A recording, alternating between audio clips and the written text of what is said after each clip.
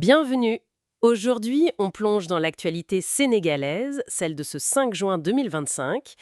Et quelle journée!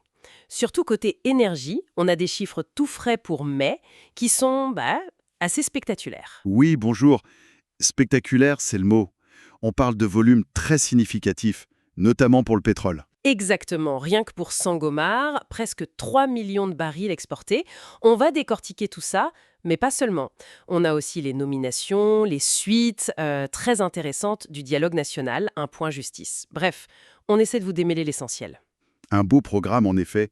Commençons donc par cette énergie. Le ministère a publié les chiffres de production de mai. Alors, Sangomar, 3 cargaisons exportées. Mhm. Ce qui fait 2,92 millions de barils. C'est une marche importante vers l'objectif annuel, non? Ah oui, tout à fait. L'objectif pour 2025, c'est plus de 30 millions de barils. Donc, ces chiffres de mai montrent que la montée en puissance, elle est bien réelle. Ça commence à faire des volumes qui peuvent avoir un impact économique notable. Et il n'y a pas que le pétrole, comme vous le disiez, le gaz aussi. Oui, le projet Grand Tortue AMIM, le projet GTA, partagé avec la Mauritanie, il y a eu la deuxième cargaison de GNL, de gaz naturel liquéfié, qui a été finalisée mi-mai.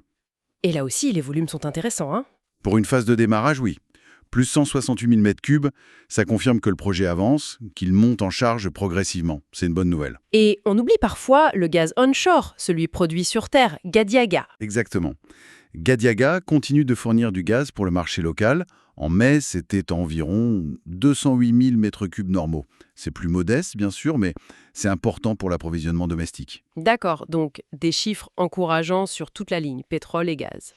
Oui, mais au-delà des chiffres eux-mêmes, ce qui est, je pense, très important à souligner, c'est la démarche de publication régulière, cette transparence. Ah oui, la transparence dans ce secteur, c'est crucial. Absolument. Dans le secteur extractif, qui est souvent, disons, un peu opaque sur le continent, publier ces chiffres régulièrement, c'est un signal fort. C'est important pour les citoyens, pour qu'ils puissent suivre un peu où vont les ressources, et puis aussi pour les partenaires internationaux, les investisseurs. Mhm. La vérification indépendante de ces chiffres, et puis surtout l'impact concret sur le développement du Sénégal, quoi. Bien sûr, la transformation de ces revenus en développement. On suivra ça. Bon, passons à la politique intérieure. Il y a eu le Conseil des ministres hier, le 4 juin, et du coup, aujourd'hui, plusieurs nominations prennent effet. Oui, on voit que l'administration se met en place. Par exemple, le général Amadou Kane, il est nommé haut fonctionnaire de défense au ministère de l'Intégration africaine et des Affaires étrangères. Un poste assez stratégique, j'imagine, hein. Oui, c'est un poste important pour la coordination des questions de sécurité, de défense au sein de ce grand ministère. Et puis, on a aussi le docteur Ahmed Diallo, qui prend la tête du bureau sénégalais de la COMIAGIAC. D'accord. Et côté infrastructure